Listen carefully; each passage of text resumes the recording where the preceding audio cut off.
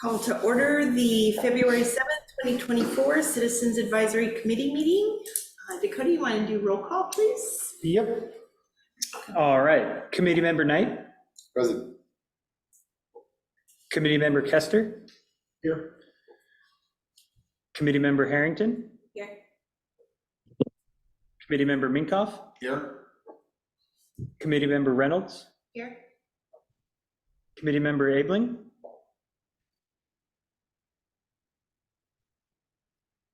Committee Member Terrell. Here.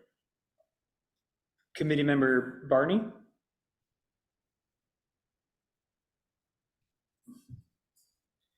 Committee Member Castillo. Here. Committee Member Rizzo. And Committee Member Staphenson.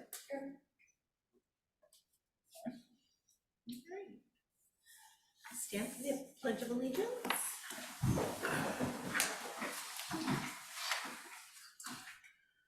I pledge allegiance to the flag of the United States of America and to the republic for which it stands, one nation, under God, indivisible, with liberty and justice for all.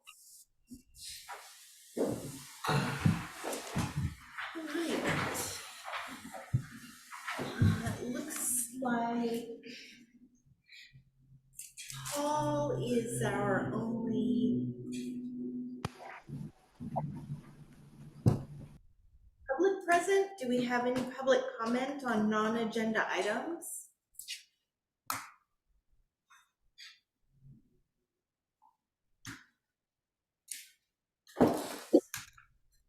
For the record, Chris Barney and Jenny Abling have joined us. Thank you.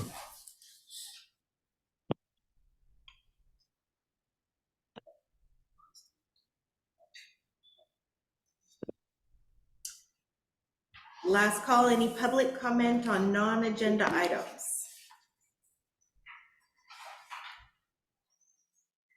All right. Special guest, Erica Palmer. Do I just take it away? Come on up.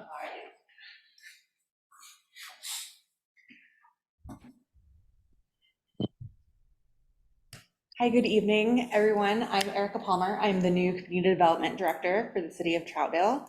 I've been doing planning here in Oregon for a little over 20 years. In my previous position that I just came from, I was 6.5 years as planning manager for the City of Sherwood out in Washington County. And then before that, I spent a couple of years out here in East County for the City of Fairview. And then in Clackamas County before that. So I've spent the last 15 or so years in the metro area, and I just really look forward to working with the city of Troutdale and the community out here. I know several folks. I just love it out here. Was ecstatic that I was coming back to work in East County. And we have a great, I know, just, already working with Dakota and Nick. They're a super planning team already. Thank you. Great, welcome. Thank you. You don't get to play 20 questions or? Yeah. If you want. Ask me some questions, feel free. Sorry, Go ahead and, I apologize. I don't know the process. no, you're absolutely right. Do we have any questions for Erica? Woodrow, so what part of East County do you live in? So I live in Southeast Portland. Sandy?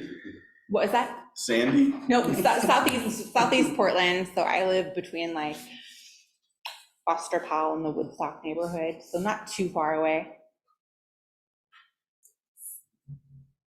Do you have any goals that you're looking for Troutdale, or have you been here long enough to even think about goals for Troutdale? That is an excellent question. I think, right now, I'm just really listening to staff, listening to, community members, and just trying to paint the overall broad picture of where Troutdale is and where Troutdale wants to go.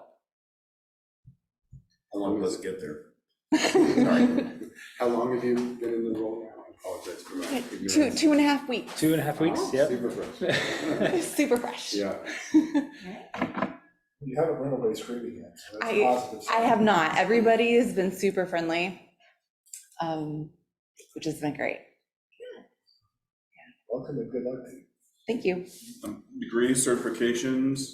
Yeah, so I have my degree in community and regional planning from the University of Oregon, my master's.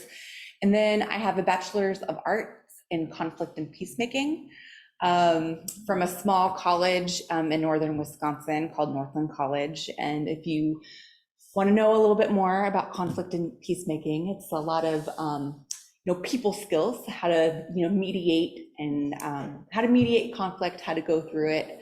At that time in my life, I thought I might be going into like mediation or some sort of law, but then I found planning and fell in love. So, and there's a lot of conflict in planning too. I'm sure you're all well aware of. So it works out well. Any other questions?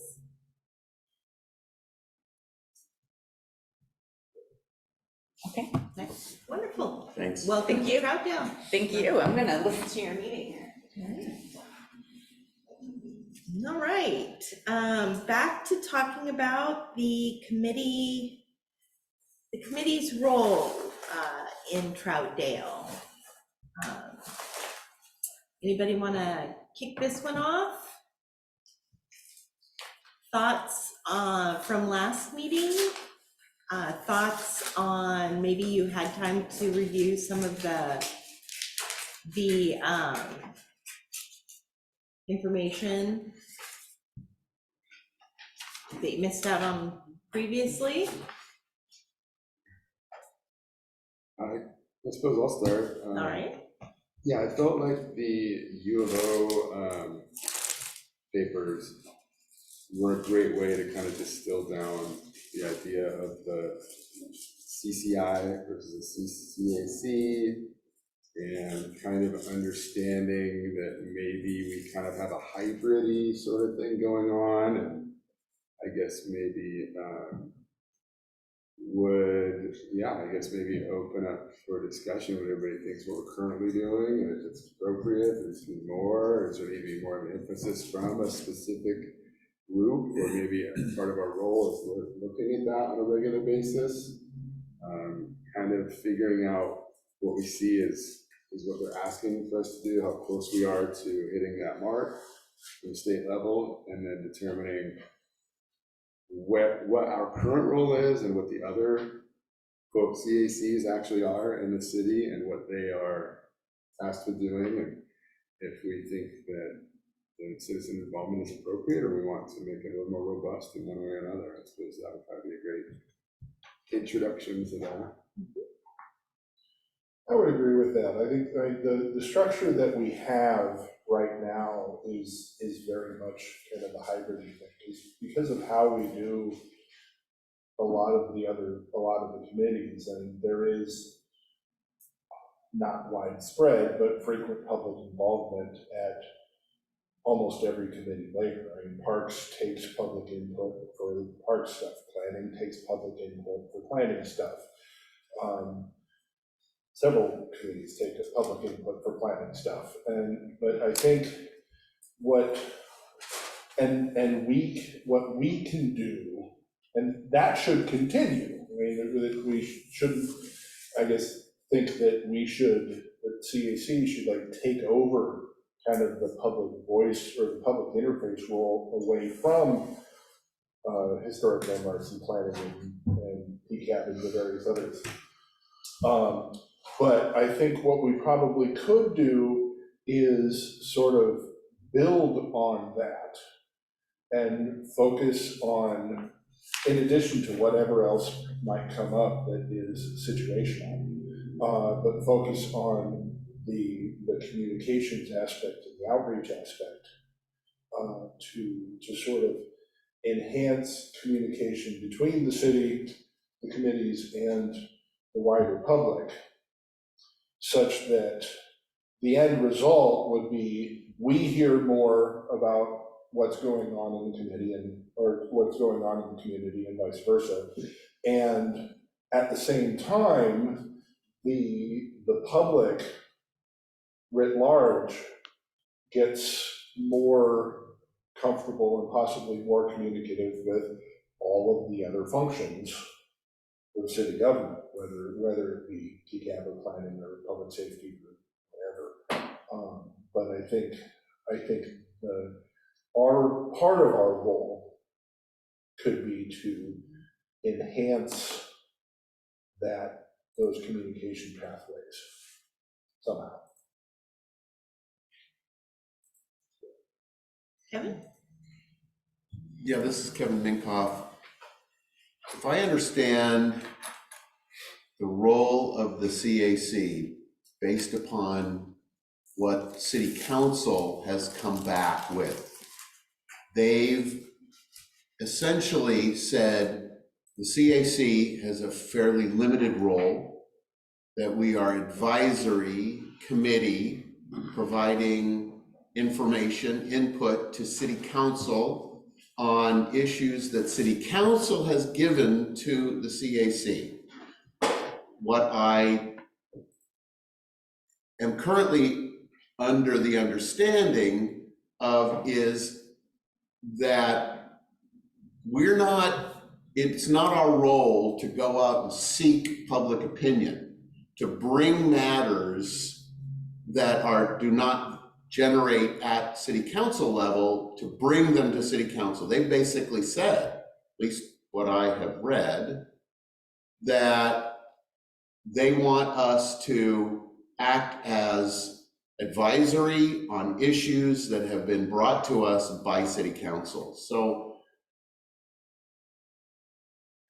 the idea that, because truly, I mean, we've spent several months discussing how we can expand our role and should we be bringing ideas and new concepts to City Council.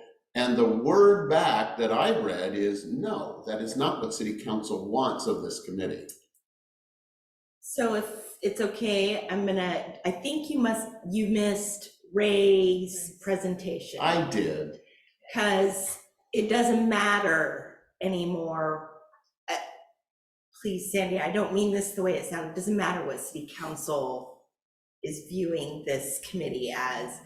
Our committee plays a role in this town, and it's got such a wide definition that we have almost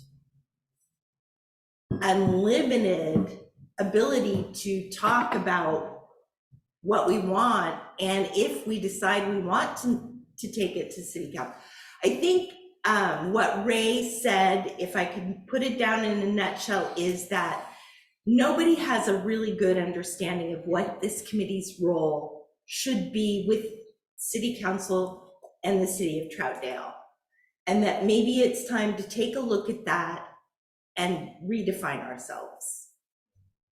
To take that a little further and possibly dive into one of the things that Ray Young said during that presentation is within the ordinance, within the CAC ordinance, there is the wording of the community involvement program. Those three words open up a rabbit hole of possibilities because the CAC by ordinance is responsible for the City of Troutdale Community Involvement Program. That's the door that basically gives us virtual carte blanche to do whatever related to that community involvement program. And that's where you get into like goal 1 that was in one of those papers, which describes in length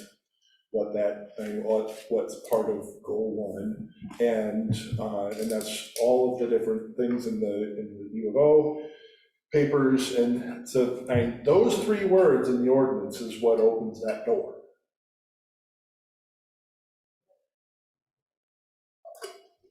What it doesn't say is that city council has to implement whatever we bring to them, right? I mean, it's definitely two-way communication where we're bringing to them what we feel citizens are interested in, and they take a look and take their stand on it, right? So I think it's definitely a two-way street, but I think it really does open us up to define ourselves.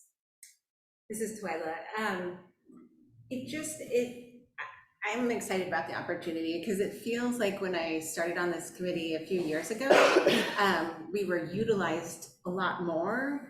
And I think it feels like we haven't had much going on for months now. And without kind of opening up those boundaries, it doesn't feel like we're An effective and committee. utilizing our time very well.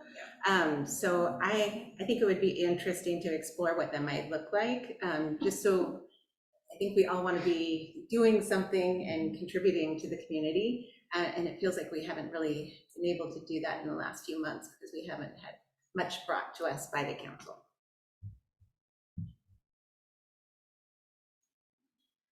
I would say also that stepping back out of just the CAC's involvement in the city, maybe looking at that blueprint for a citizen involvement program and how the CCI and city council are kind of in that graph, they're boxed next to each other as those are things. And then like the historic landmarks and parks and us and TCAB and all those are considered CACs, all of those.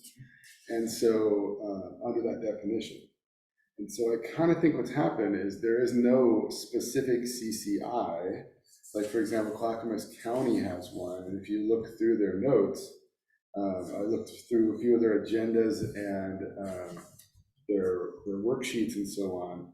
Like they're very planned out as far as like kind of like maybe what we were hoping to do with like projects completed, works in progress in future, but they are solely there, it seems, to support the neighborhood groups. And therefore, in planning, let's say like Gresham has a really good neighborhood group. At one point in time, I tried to develop a lot. That was notified them, the neighborhood group, and then the neighborhood group got funds from the city to send out notifications and hold a meeting for that neighborhood. And so that is a mechanism that another city has set up that is specifically to enhance community involvement and participation, specifically in land use planning. And I think that that is maybe not necessarily fully included in what Troutdale's current consortium of groups is. And it is kind of hybridy. If you want to take something to here, you take it to there, you take it to here, and so on. But we may not have a big enough town or involved enough community to have individual units like that. I think that's probably how we ended up kind of with a hybrid thing. But at the same time, by statute, somebody is supposed to be looking at this on an annual basis and reviewing it and doing it, taking it to council, and all these things that by law we're supposed to be doing, but it's kind of been really diluted and sent out and amongst all the different groups, kind of like, oh, well, you handle your area, you handle this. But there's no technical CCI in Troutdale that is just specifically focused, or any sort of, hey, how are we doing? What are our standards? What should we be doing? Is this enough time? There's nobody looking at any of that.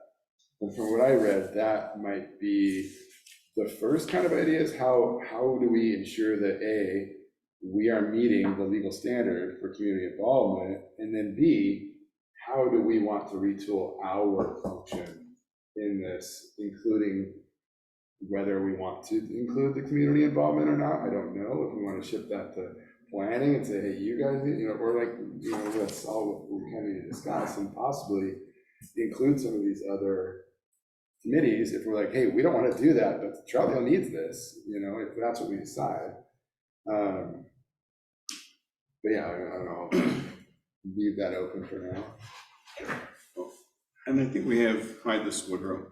I think we have an opportunity with the 257th Street improvements that Oregon Department of Transportation's soon to be implementing.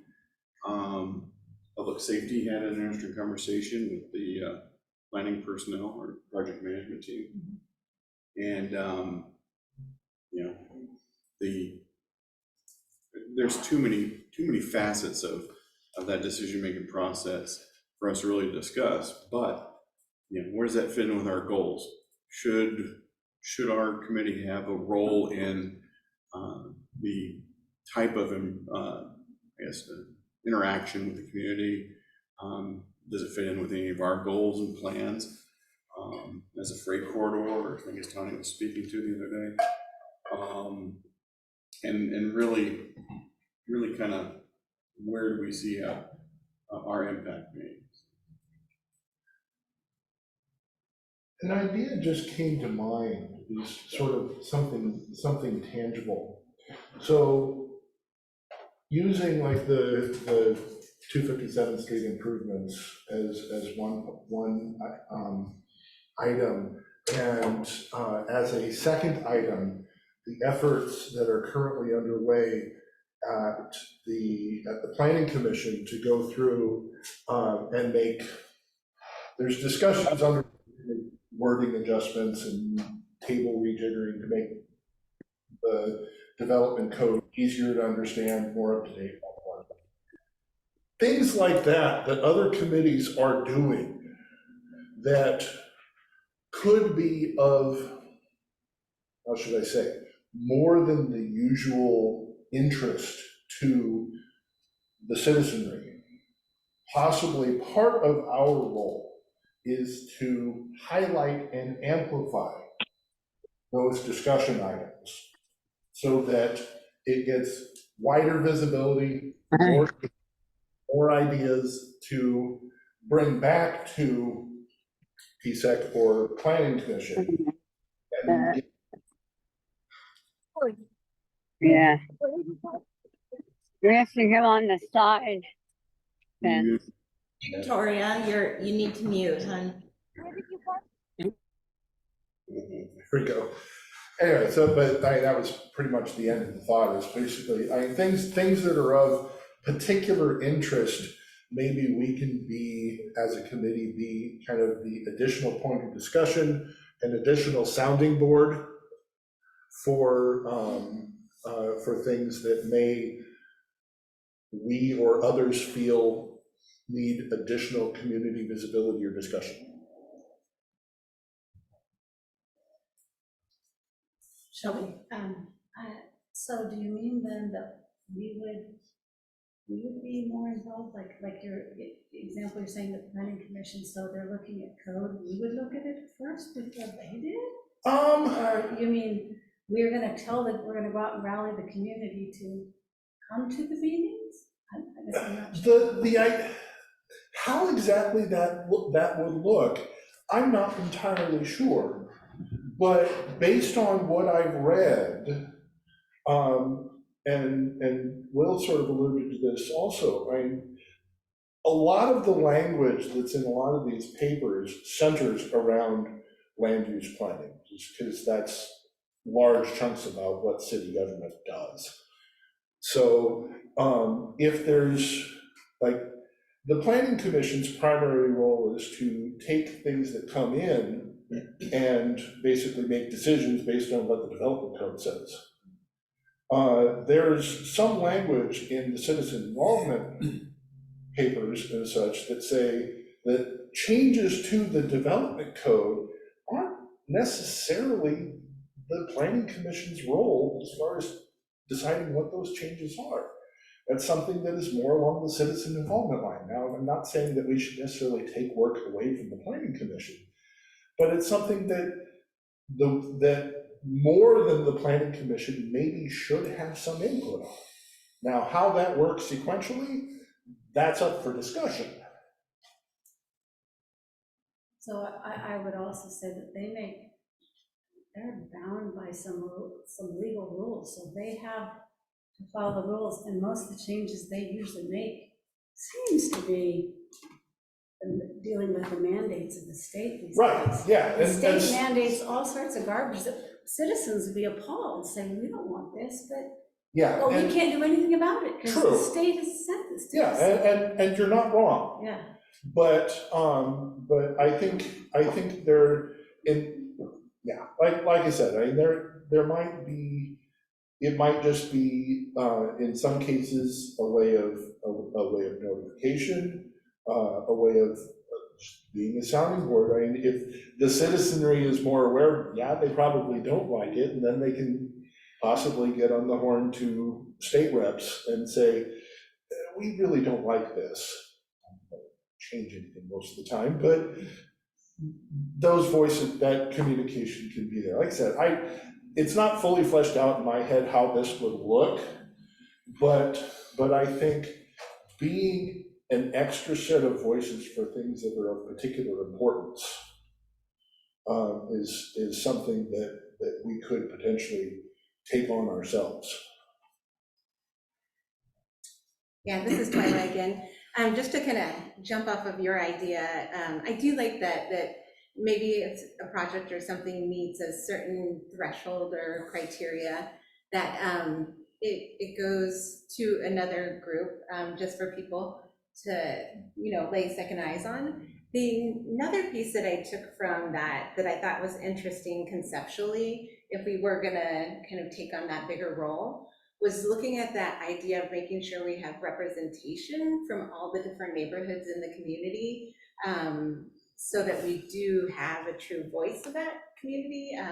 Because I just thought that was an interesting idea, because if we're all in one little subset too, are we getting a good picture of the whole community that we're representing? This is Kevin Minkoff again. First, let me say I apologize for not being up to speed No worries. on what was last discussed. So I didn't mean to take a couple of giant steps backward. However, I have all of the documentation that was provided at the meeting. I think it was the December meeting that Ray spoke. And there's a Troutdale Citizen Advisory Committee explanation or description. There's also the Oregon Citizen Involvement Advisory Committee, a work plan, the ORS 197 Citizen Involvement Advisory Committee, regulations, Oregon statewide planning goals, and then putting the people in planning, another very long document. And it seems to me that there's quite a lot of documentation regarding what so what I imagine is that these other documents that were provided are a means by which we want to modify the Troutdale Citizen Advisory Committee description, or it says CAC definition. So that's being redefined. And I would think that we could enter into several meetings. I'm wondering if it wouldn't even be prudent. Are we allowed to get together for work sessions other than the once a month meeting to take all of the rest of that documentation, which is quite extensive, and use that as our guide to redefining what the CAC is?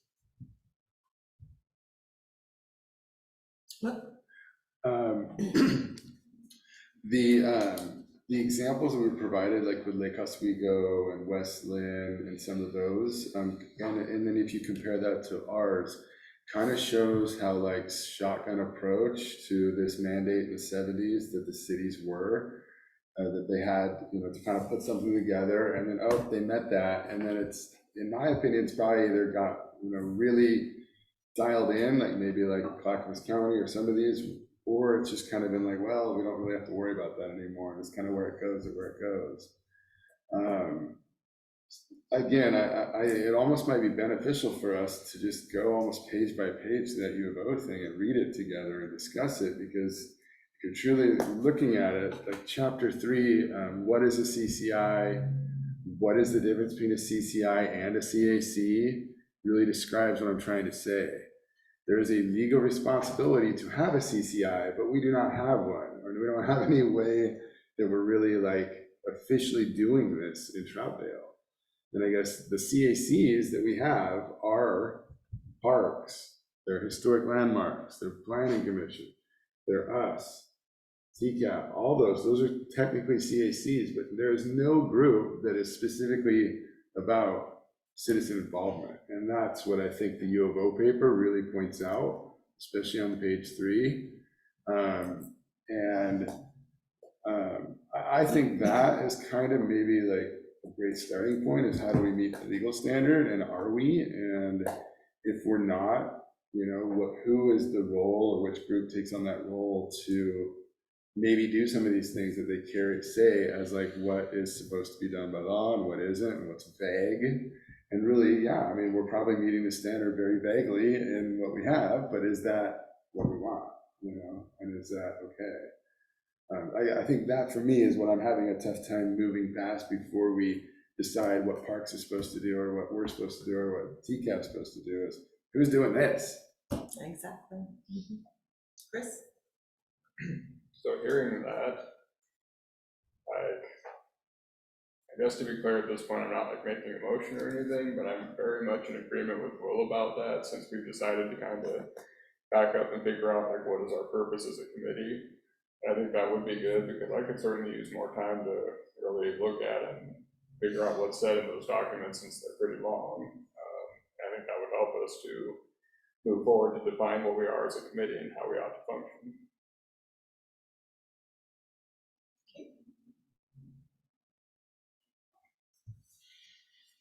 Any other input at this point?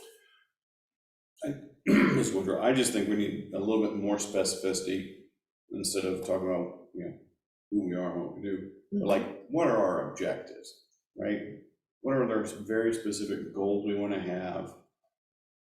Go into some of the metrics we want to use. I mean, really, that level of specificity, I think, might help some of the others who haven't gone in and read the documentation yet. So if you give them a little outline that says, look for objectives, look for goals, look for, you know, from a community involvement perspective, you want to have formulate the mechanism to initiate citizens to communicate with the council, right? Some type of specificity, so when they go through the documentation, they can click off in their mind, oh yeah, that was something that was in here. So I think that maybe what's happened is, when they've read the documentation, they haven't tied that back to the key points of what we're supposed to be doing, or what other areas are doing. So if we give them that checklist, sushi menu, whatever you want to call it, when they do their reading, they can draw the lines between them, and then we can move forward from there. So one of the things that I was just looking at in the U of O thing is on chapter 2 at the bottom of that page, there's a community involvement plan blueprint. It's got 6 points, and one of the things that is part of our mandate, and like I was mentioning before, sort of opens up the door to this for us as far as the ordinance goes, is managing that community involvement program. I mean, that is one of our key roles. And I mean, I think if we look first and foremost at that blueprint and saying, are we either as a committee or as a city doing these 6 things, then that would be a more specific, structured place to start. So, I mean, just going through the list, it's like component 1, citizen involvement, provide for widespread citizen involvement. That's a rabbit hole. I mean, we can talk about that for months. But to a certain extent, especially if you debate the widespread part, I mean, we largely do that.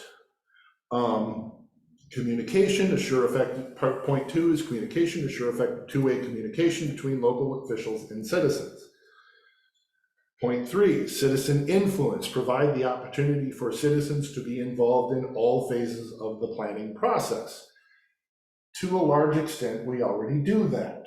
That's taken care of just through open meetings for planning commission and others. Technical information. Assure that technical information is available in an understandable form.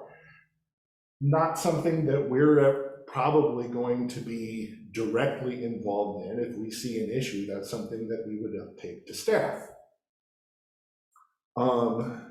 Feedback mechanisms. Assure that citizens get responses from policymakers, that the communication goes back to the citizenry.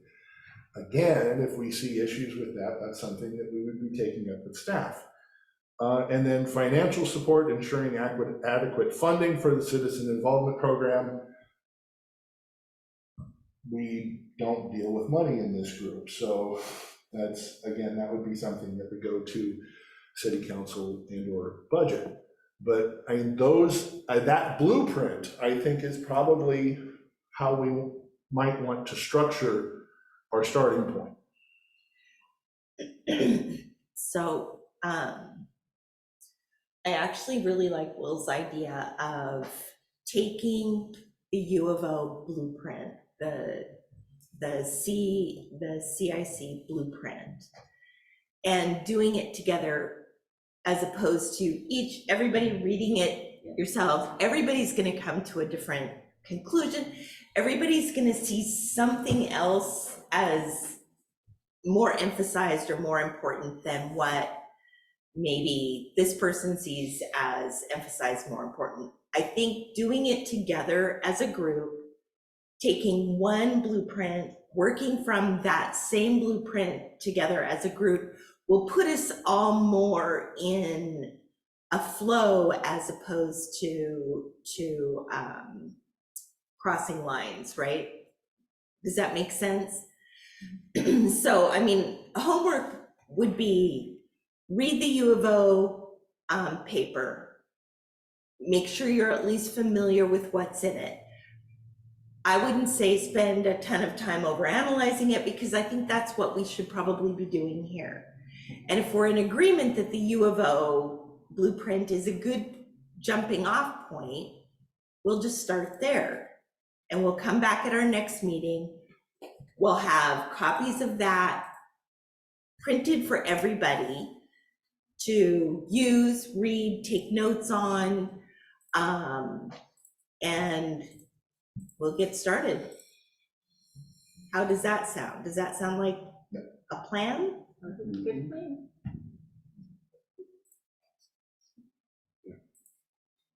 Yeah, I feel like if we did read the paper together, to read a page a month, whatever that is, so that we can all kind of understand what this is saying and understanding what we're missing from our current committee structure that we have in Troutdale, that we might be able to then be like, oh, okay, maybe we should just have, community development give us a recap of every quarter of how many, what the things are, what are the notices, how many feet from this, okay, how many from there.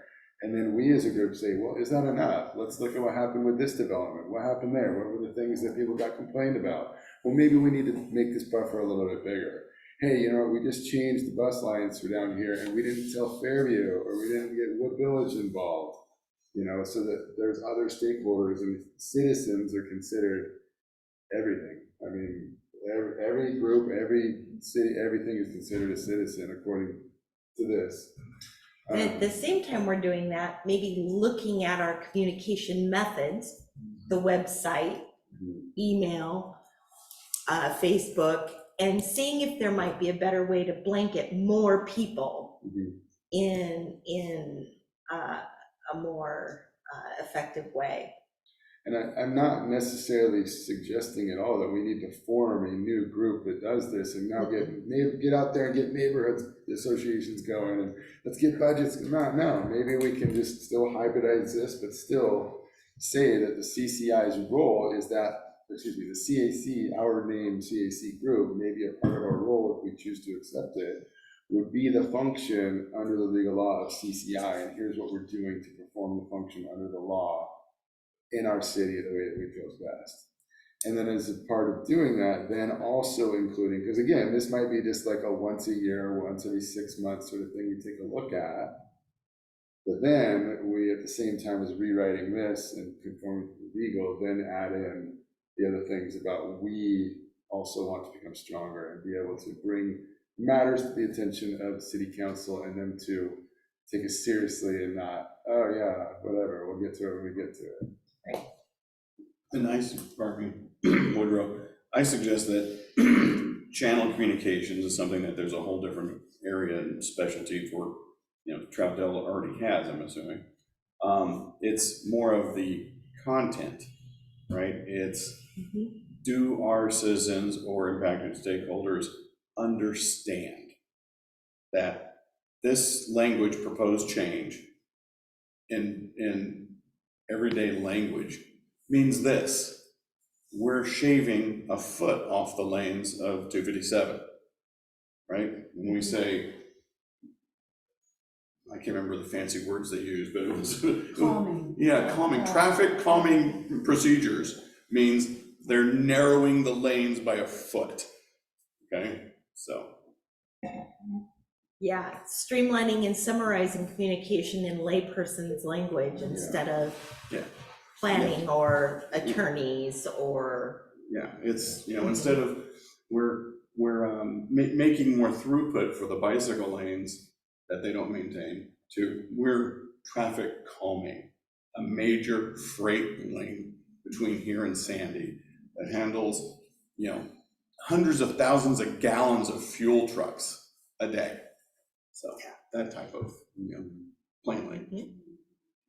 Yeah, this Shelby, I was also thinking that this might be a real extra positive thing too for all of the other committees to know that we all are on other committees and we just wish there was more involvement. So we try to talk to our neighbors and everything, but this might also help. The CAC's working extra hard to get citizen involvement and really communicating better. Maybe we'll get more people involved, so that'd be great. All right.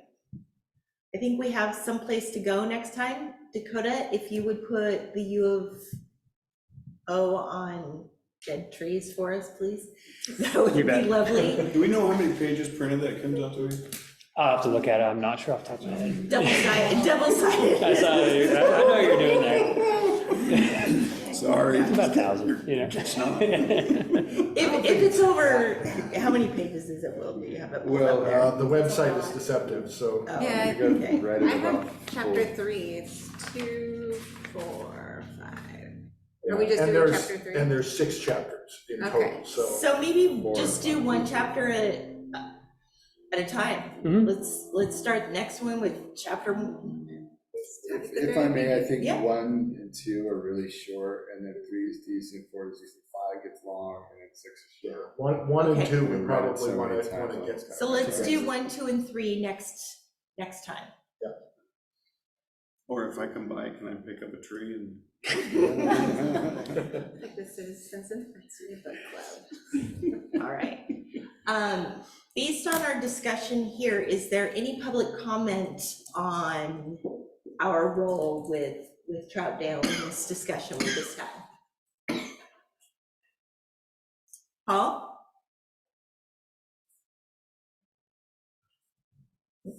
No, I have nothing, thanks. Thank you. All right.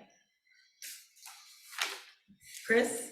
I was just wondering if I could share one other thing I was thinking of. Of course. I guess I just wanted to share this so we could be thinking about it as we get ready to dive into this. Kind of wanted to look for a minute. I like the name of our committee, Citizens Advisory Committee, and I looked up the word advisory, and it says having or consisting in the power to make recommendations but not to take action enforcing them, which makes me think that a function of our committee is indeed making recommendations to council, perhaps on behalf of the citizenry, in order to involve the citizens and make their concerns known if there's, things going on in the city and that sort of thing.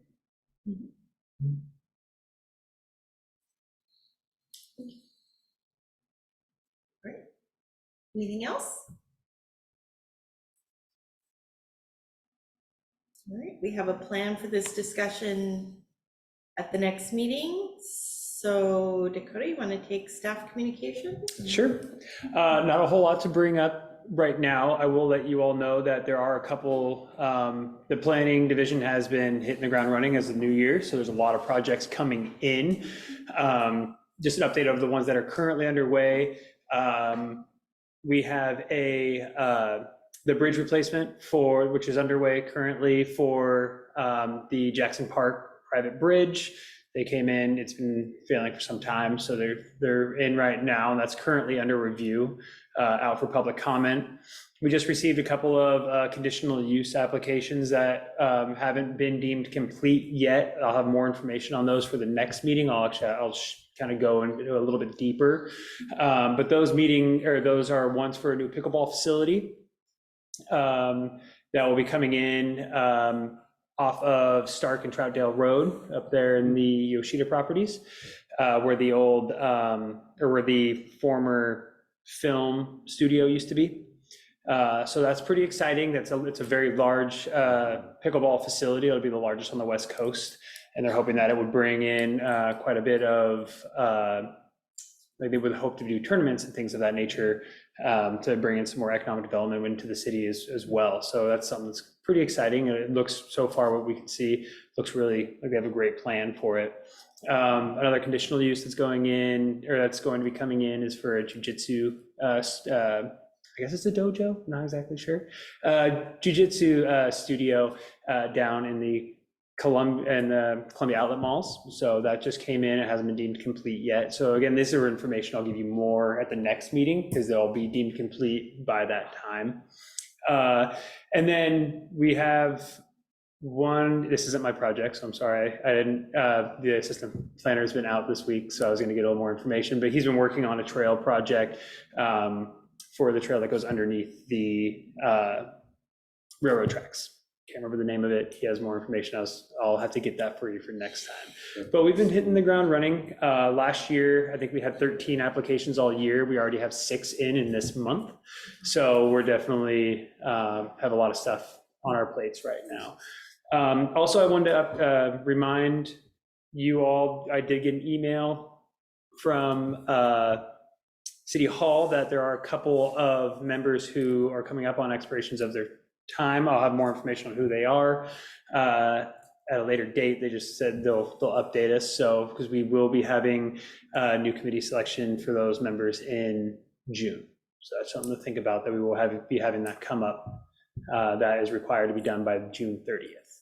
So, and I guess the last thing, I did talk to Chris Damgan about our potential field trip.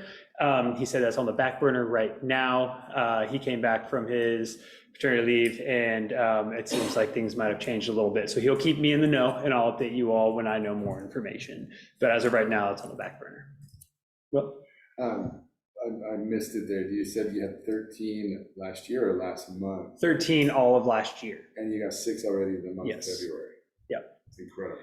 I think that's a mixture of a couple different things. I think just better communication with the public and people who have questions. I think that's something that myself, the assistant planner, Nick, as well as our new director, is something we've been really trying to focus on when we came in.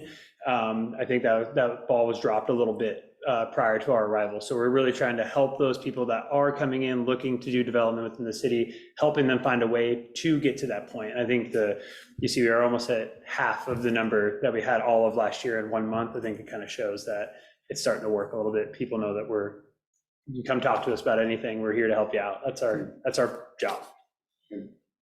What's the latest on permitting for Home Farm? They're currently under building permits. They are expecting to, or they're hoping to break ground by, I believe, mid-March. But currently they're going through building permits. So that's as far as I know right now. I can get more information for the next one if you'd like. You told me mostly what I was wanting to know. Then along the lines of the trail under the railroad tracks, where there's been a considerable amount of erosion on Beaver Creek recently in the last few weeks. Mm-hmm. So it might be further down from where his scope is for that trail. but there's been 5 or 6 more really large trees fall into the riparian areas. It's good. I know that that's currently under floodplain review as well with our consultant. And I believe that's a little bit further down where that location is, but it's something to be. Just a smidge. Yeah, but it's something to be aware of. Thank you. Just a question about isn't there some townhouses or something going in the entrance to the Yes. trailer park? Yep, the Sandy, Recreational vehicle. Sorry, okay. the Sandy River Run Townhomes. The application was deemed complete, or was, the decision went out a couple months back. They have not submitted any sort of building permits. They had quite a bit of conditions that they had to meet first, with a couple requirements with the state, as well as some floodplain stuff. So just to get clarification, just for what they saw was good, what we saw was good, but we want them to do an additional report with the state, just to clarify and make sure, because once we get that information, it's contingent on that report. So I haven't heard from them in several months. Hopefully they're working on that. They can't submit building permits until they submit the documentation that we requested for condition of approval prior to building permits. So, yep, that more than likely won't be. I'm assuming if they're working with the state now, it does take about 4 to 6 months for the kind of report they're looking for. So I'm sure we won't be seeing anything from them until the summer. Anything new on the Halsey corridor piece? Not right now. As far as I know, streetscapes, we had a meeting, or not we, I should say Marley had a meeting for the third and final meeting, just discussing potential streetscapes with the consultant that's been working with all the different jurisdictions, kind of looking through that and discussing where there are better crosswalks, sidewalks, things of that nature. And as far as the main street, or the main streets on Halsey, we're going to be requesting another extension, so that way I can get the information put together in enough time to go to Planning Commission and City Council. Yeah.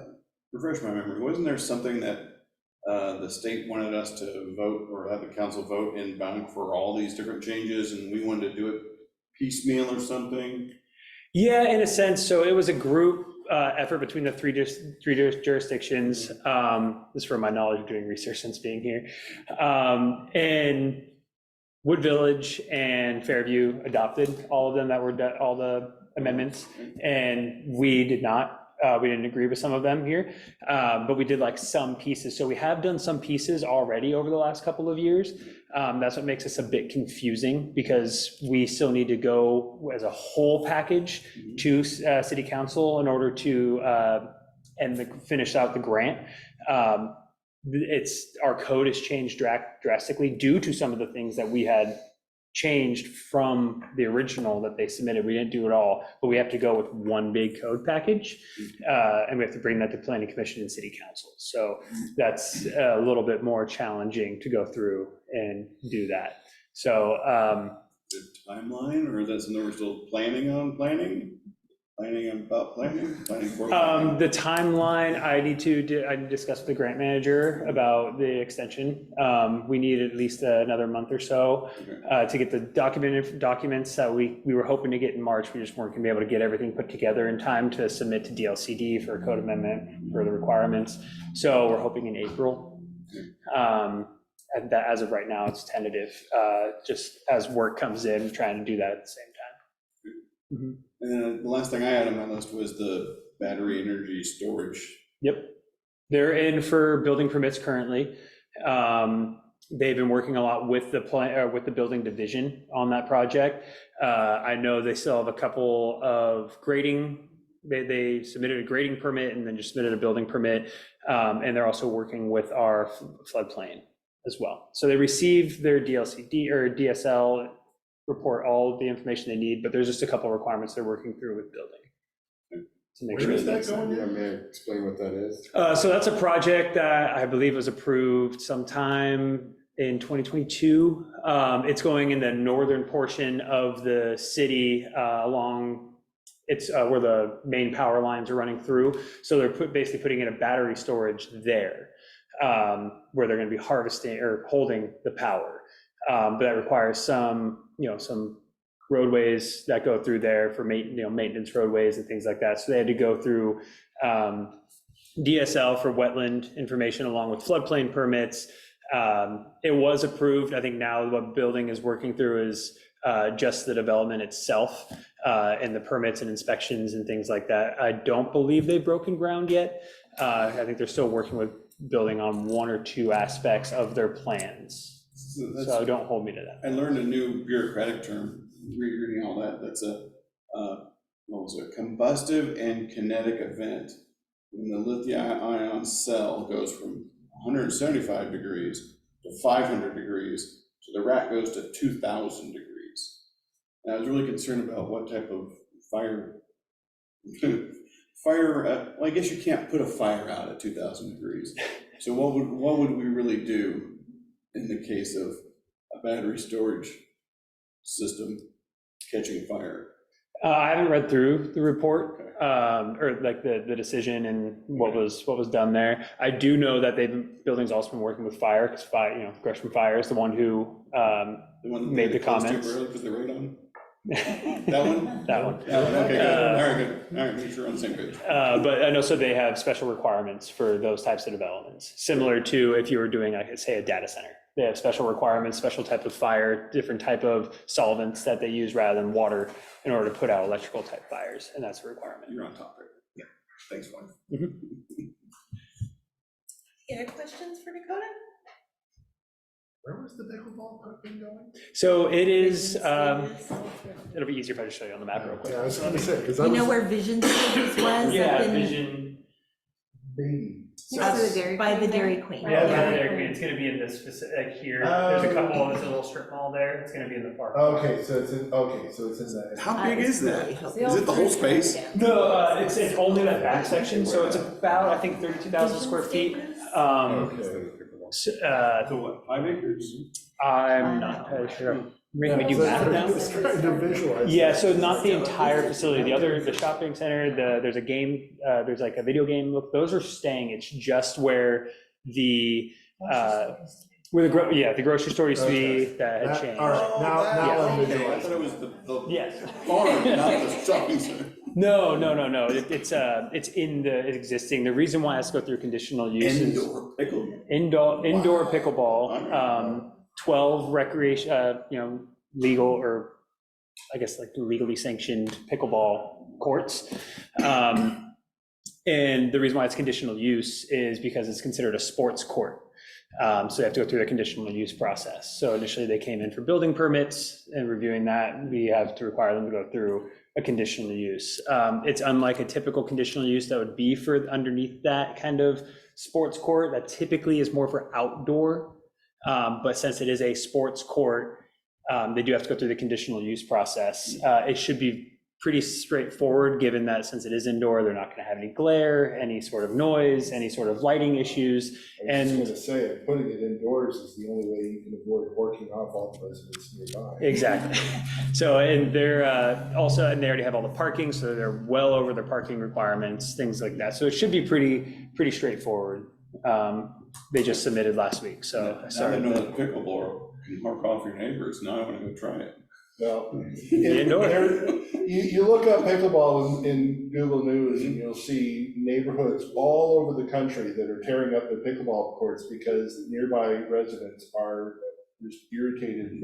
Hooligans, huh? They Well, wanted it's to put one in the loud. park next to my house. Yeah? It's loud. Is it really? Yeah. It is. It's And loud. it's far, I mean, the noise is different than like tennis.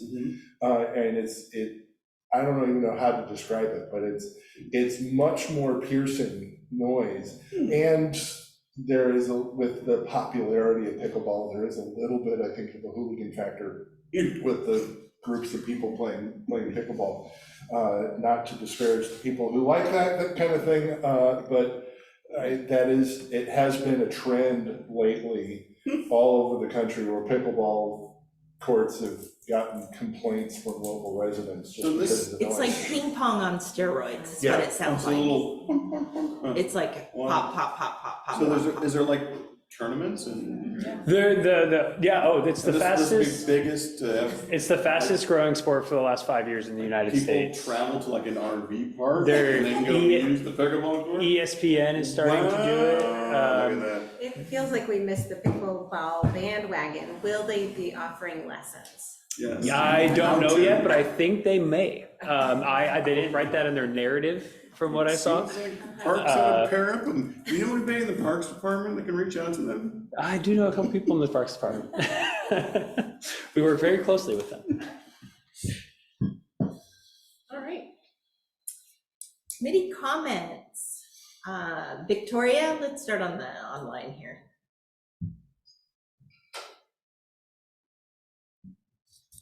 Did we mute her on our end? No. Victoria, can you hear us? Okay. Diane? Sorry. Okay. I'm Can everyone hear me? On the mountain. Oh, sorry. Okay. Rhododendron, and I'm driving, so it's sketchy. No, just sorry I was late. Sounds good on the plan, so thank you all. Thank you, Victoria. Diane? Hi, can you guys hear me? We can. Okay, great. I just had a comment that while I was looking at the U of O public participation documents and other citizen committees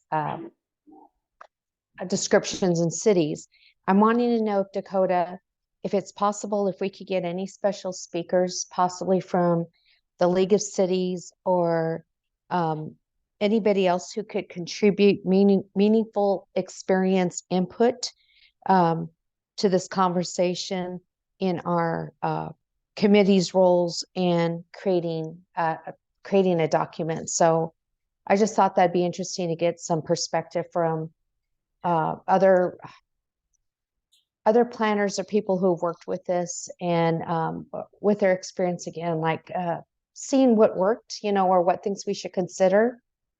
People are having some applicable experience in this topic. Thought that'd be fun to hear some other people speak to us if possible.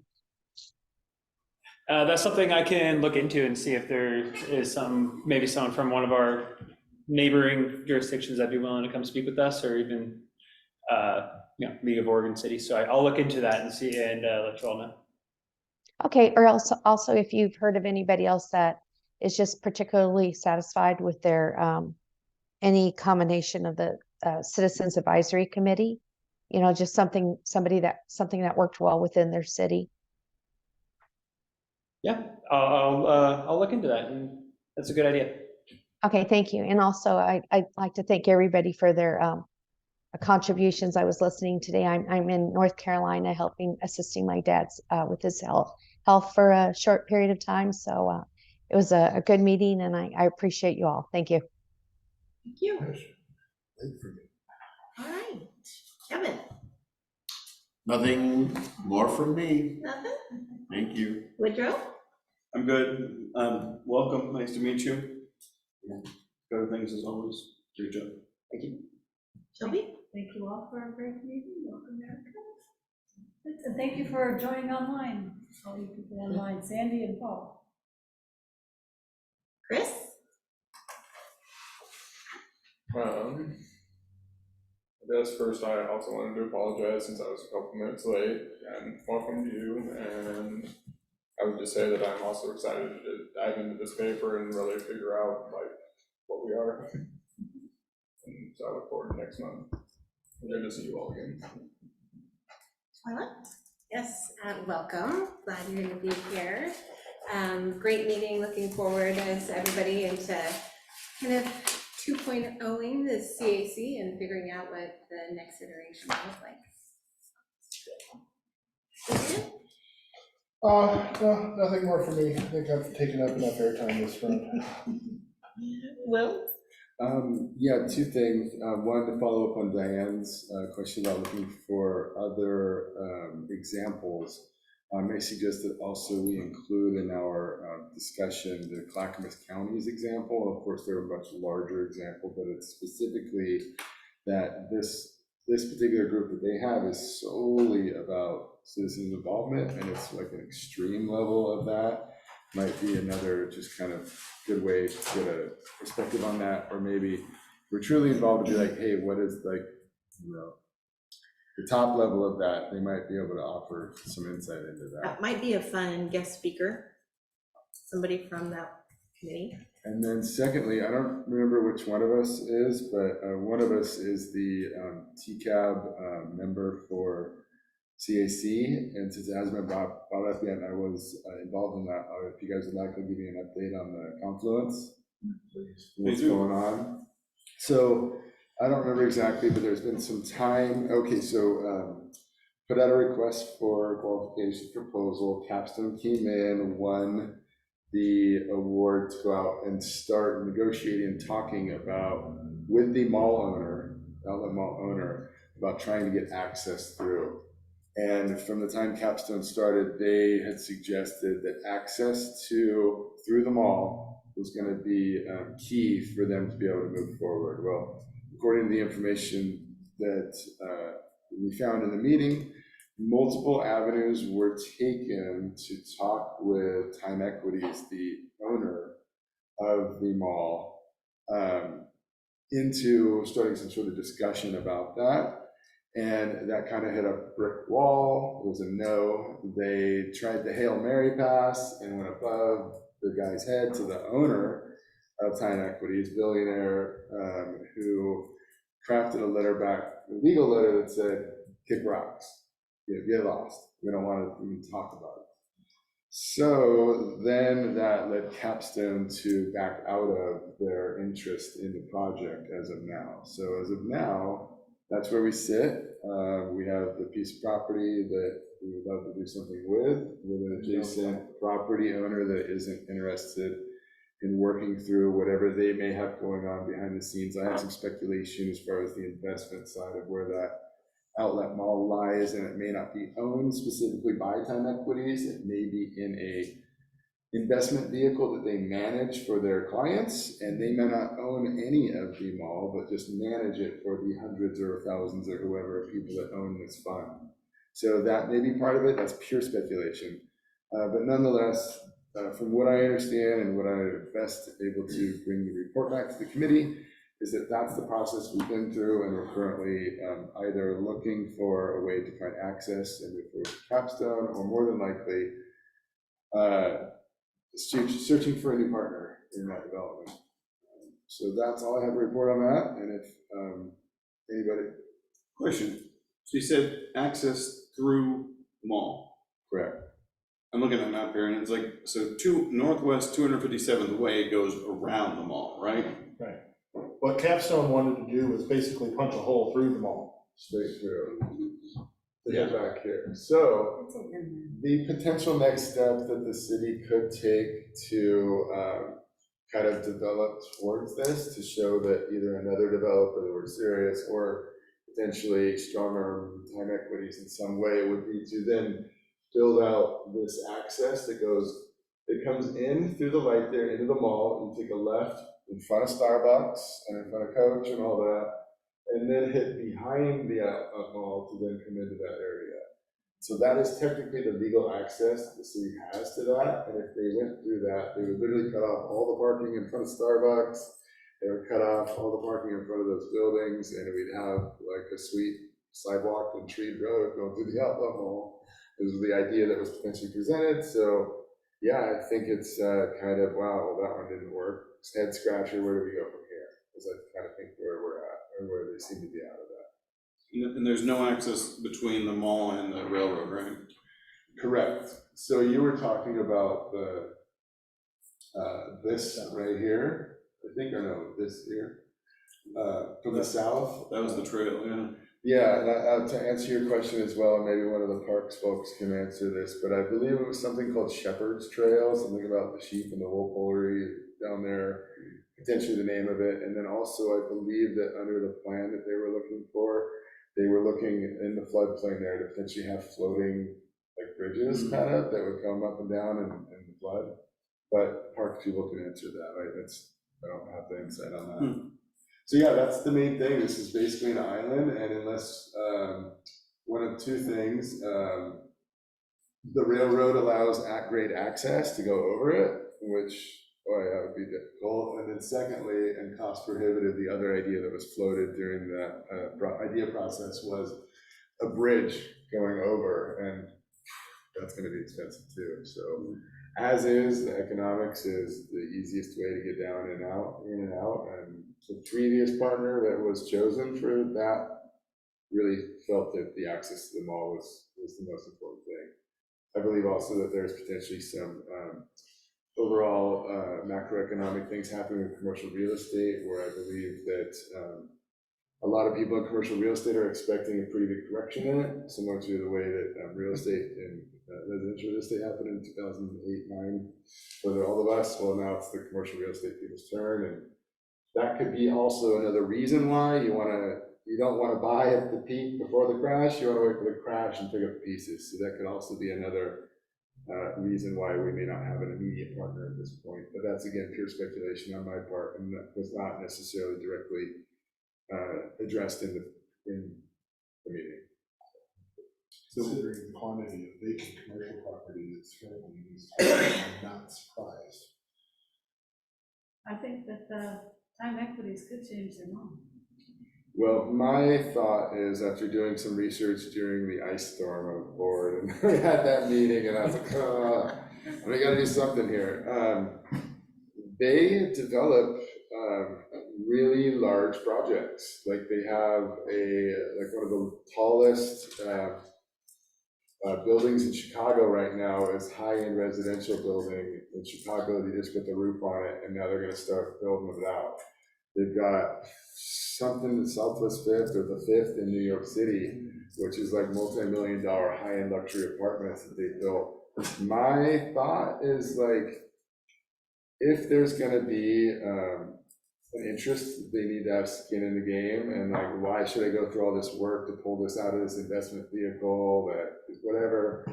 I think the city should approach them on them doing the development. Like, why don't you guys do this? Let's look at this as a whole thing, not just the outlet mall and your little investment vehicle, but what if you might be able to partner with us on making this bigger vision happen? You guys on the property, you're the developers, we call the shots as far as what exactly happens, but like, maybe they're holding out for that, incentive. I don't know, pure speculation. I still think though that what I understand about time equities is the investors pick to be in that particular property. So that's what's been explained to me. So there are certain people that have chosen to be in that, and they bought into that mall. Yeah. They have all these properties all over the place, but you choose as an investor, I want to be in that one. So you've got a group of them, who knows, but if they start having a high vacancy rate, they might really want to look at, let's just go ahead and blow out, let's embrace this new development that could be behind us, and we can redo ours. But I think we're not talking to the right people. I think we're just talking to the person who's managing it, who's just an old cranky old dude, and he's not going to let that happen. Well, I feel like we need to talk to the person that develops property. Be like, hey, is this on your radar? Yeah. But anyway, we're getting too far in the weeds, and I just wanted opinions about it. To give a quick update. I know we'd all like to see something fun down there. So that's where we're at with it. And I think that's all I have. Thanks.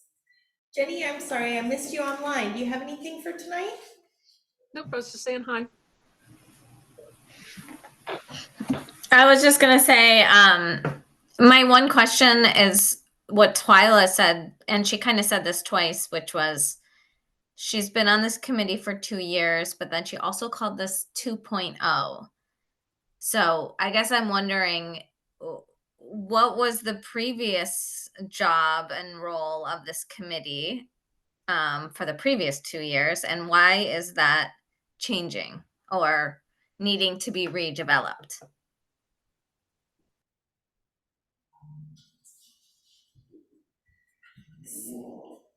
Boy, that's a loaded question. So I think that what this committee was seeing is our role was to take on and advise the city council on topics that they requested we be advised, we discuss, and we provide input on.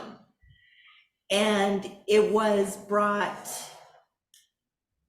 that that was not necessarily a two-way street, that the city council sent topics to us, but we weren't able to necessarily bring topics to city council. And it sort of opened a can of worms when it really kind of came to light that nobody really understands this committee's role. The committee doesn't really understand its role. City council has a different understanding of the committee's role, and I would say that's true even among the city council members. Sandy, of course, you're welcome to correct me if I'm wrong. So it led us to invite Ray, the city manager, to a meeting to help us determine what our role was. And it just really came to light that it was time for us to take a look at our role and either define it a little more or redefine it completely so that we're serving Troutdale in the best way that we can. There are a lot of committees in Troutdale. Some of them are already serving Troutdale in a way that we were expected to serve, and it would be nice to just sort of fill in any blanks that might be there, look at our role and how we can better support city council and the citizens of Troutdale. Does that make sense? Was that too many words for? Yeah, no, that's helpful to me. So I know we're going to dive into this document and create kind of what we see as our goal. Do we think that city council is going to be open to this? If we dive in doing all this work, are we checking in with them? Like, how are we communicating with them to make sure that like they were on the same page? That's a really good question. One I don't know the answer to at this point. Yep, go ahead, Will. In my past experiences with previous councils, and some of which those members are current members of today, there has been a really high level of respect for the CAC and for what we bring and what we suggest. And although there may have been a time where a previous CAC that I had joined into had done some work, I believe we were tasked with following up with them to make sure that the requests that we had made were actually completed. And I believe because we kind of let it sit and didn't really like act on it, maybe it took 6 or 8 months, but once we brought it back the second time, it was, oh, okay, yeah, let's get this done. That being said, just from like a point of my own stubbornness or what, like, gosh, you know, the council works for us. Like, you know, there are representatives for our city, and golly, if people started voting against what the citizen group wanted to do, I'd damn sure be working to make sure they didn't get elected the next year. So I think I am in a really, you know, comfortable spot saying the city council is very open to citizen involvement from everything I've ever seen. And I think would be open and respectful of us bringing in what we decide that we think our role is. I have Okay, to say, thank you. I've never gotten the impression from any of the city council members that we aren't valued. I think that we are valued. I think our input is valued. Doesn't necessarily mean they always agree with us. Hell, half the time we don't agree with each other. But I do think that we are valued. All right. If we have no other committee comments, can we get a motion to adjourn, please? Move to adjourn. Second. All right, all in favor? Aye. Opposed? Yeah.